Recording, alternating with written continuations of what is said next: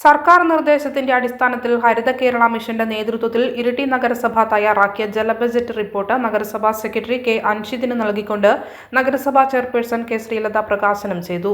ആരോഗ്യ സ്ഥിരം സമിതി ചെയർപേഴ്സൺ കെ സോയ അധ്യക്ഷത വഹിച്ചു. ഹരിത കേരള മിഷൻ ജില്ലാ കോർഡിനേറ്റർ ഇ കെ സോമശേഖരൻ മുഖ്യാതിഥിയായി പങ്കെടുത്തു. ജില്ലാ റിസോഴ്സ് പേഴ്സൺ ജയപ്രകാശ് പന്തക്ക പദ്ധതി വിശദീകരിച്ചു. നഗരസഭയിൽ നിലവിൽ ലഭിക്കുന്ന ജലവും വിനിയോഗിക്കുന്ന ജലവും കണക്കാക്കിയാണ് ജല ബജറ്റ് തയ്യാറാക്കിയത്.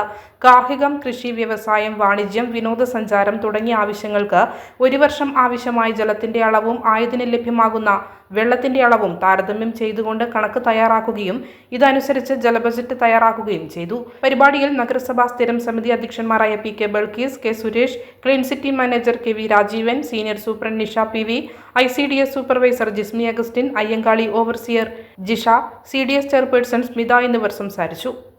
പ്രശ്നത്തിലേക്ക് പോകാതെ ഇപ്പം മഴ എന്ന് വെച്ചാൽ ഇപ്രാവശ്യം എനിക്ക് തോന്നുന്നു വെയിൽ തൊട്ട് പെയ്യുന്ന ഏപ്രിൽ തൊട്ടിട്ട് തന്നെ മഴ പെയ്തിട്ട് പിന്നെ നിർത്തിയിട്ടില്ല. ആ പണി നമ്മളതിന് മുമ്പേ എടുത്തുകൊണ്ട് ഉള്ളിൽ തോടിലും അതുപോലെ തന്നെ കളറോട് തോടിലും വെള്ളം കയറാതെയും അതുപോലെ വീടുകളിൽ വെള്ളം കയറാതെയും നല്ല ശുചിത്വം പരിപാലിക്കാൻ നഗരസഭയ്ക്ക് സാധിച്ചിട്ടുണ്ട്.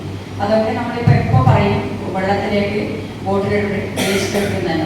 പക്ഷേ ഇപ്പോൾ നമ്മുടെ വലിയ ഒരു കുട്ടി 1-ാം വാർഡിൽ മരിച്ചപ്പോൾ അന്ന് പുഴേൻ്റെ നമ്മുടെ ഡാമൊന്നും അടക്കാൻ പറഞ്ഞു. അത് അടച്ചു കഴിഞ്ഞിട്ട് നമ്മൾ ആ രാത്രിയാണ് പോയോക്കുമ്പോൾ നമുക്ക് നടക്കാൻ പോലും പറ്റില്ല. പിന്നെ കുട്ടീനെ കാണാത്ത സംശയം അദ്ദേഹം ഏതെങ്കിലും ഈ വേസ്റ്റിനുള്ളിലായി പോവുകയാണ് ഇതിലേക്ക്. അപ്പോൾ അത്രയും നാട്ടുകാർ നമ്മൾ എത്ര പറഞ്ഞാലും അതൊന്നും ചെയ്യാത്ത തരത്തിലേക്ക് കൂടി മുന്നോട്ട് പോകുന്നത്. പക്ഷെ അതൊക്കെ നമ്മൾ ഈ ജലബജറ്റൊക്കെ പ്രഖ്യാപിച്ച് ജലം അമൂല്യമാണ്, അമൃതാണെന്നൊക്കെ നമ്മളെപ്പോഴും പറയുന്നതാണ്.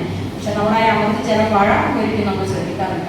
നമുക്ക് തന്നെ അറിയാം, പല്ല് തേക്കാൻ തുടങ്ങുമ്പോൾ തന്നെ പൈപ്പ് തുറന്നിട്ട് പല്ല് തേച്ചിട്ട് 4 മണിക്കൂർ കഴിഞ്ഞിട്ടാണ് അടക്കുക. രാവിലെ ടാങ്കിൽ എല്ലാം വെള്ളം നിറച്ചതായിരിക്കും. പക്ഷെ അങ്ങനെ ഏത് ഉപയോഗിക്കുമ്പോൾ ഒരു കണക്കില്ലാത്ത രീതിയിലാണ് വെള്ളം ഉപയോഗിച്ചുകൊണ്ടിരിക്കുന്നത്. പക്ഷെ അതെല്ലാം ക്രമീകരിച്ച് നല്ല രീതിയിൽ വെള്ളത്തെ നമുക്ക് സംരക്ഷിച്ചു വെക്കാൻ കഴിയില്ല. ഇനി എങ്ങോട്ടേക്ക് എങ്ങനെയാണ് വെള്ളം ഉണ്ടാക്കാൻ നമുക്ക് പറയാൻ സാധിക്കില്ല. അപ്പോൾ നഗരസഭയിൽ തന്നെ കിഫ്ബി ഫണ്ട് ഉപയോഗിച്ച് എല്ലാ വീടുകളിലും കുടിവെള്ളം പദ്ധതി നമ്മൾ നടപ്പിലാക്കുന്നുണ്ട്. അത് 88 കോടി രൂപയുടെ പദ്ധതിയാണ്. ഇപ്പോൾ നമ്മൾ എല്ലാ സ്ഥലത്തും ചെലവ് ഇപ്പോൾ റോഡിൻ്റെ പ്രശ്നമാണ്. പൈപ്പ് ലൈൻ വെച്ചു വീട്ടിലേക്ക് നടന്നുകൂടാ, വീട്ടിലേക്ക് പോയിക്കൂടാ. പക്ഷേ ഒരിക്കലും നമുക്ക് പറയാൻ സാധിക്കില്ല ആ കുടിവെള്ളം വേണ്ട. അതുകൊണ്ടാണ് എല്ലാ സൈസിലും നമ്മളായ റോഡ് പൈപ്പിടാൻ വരുന്നത്. അമ്മ, കല്യാണത്തിന് ഇനി 10 ദിവസം കൂടി ഉള്ളൂ. നാളെയെങ്കിലും ഡ്രസ്സ് വാങ്ങിച്ചില്ലെങ്കിൽ എങ്ങനെയാ മോളെ? അത് അച്ഛൻ്റെ ESI ഫണ്ട് കിട്ടിയിട്ടില്ല.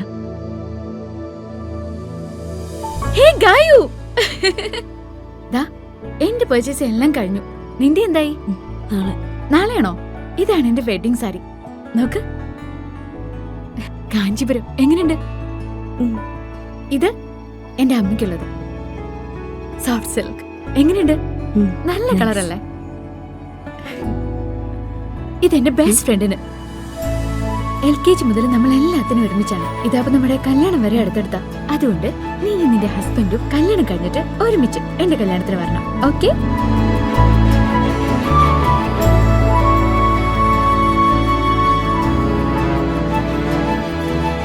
മനസ്സ് കണ്ടറിയും ഇഷ്ടങ്ങൾ. Century fashion city. മലയോരത്തിന്റെ സ്വന്തം പ്രാദേശിക ചാനൽ HNN.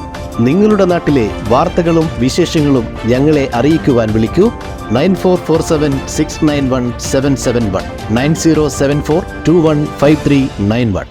നിങ്ങളുടെ നാട്ടിലെ വാർത്തകളും വിശേഷങ്ങളും ഞൊടിയിടയിൽ അറിയുവാൻ ഏജനറ്റ് ന്യൂസ് ചാനൽ സബ്സ്ക്രൈബ് ചെയ്യൂ.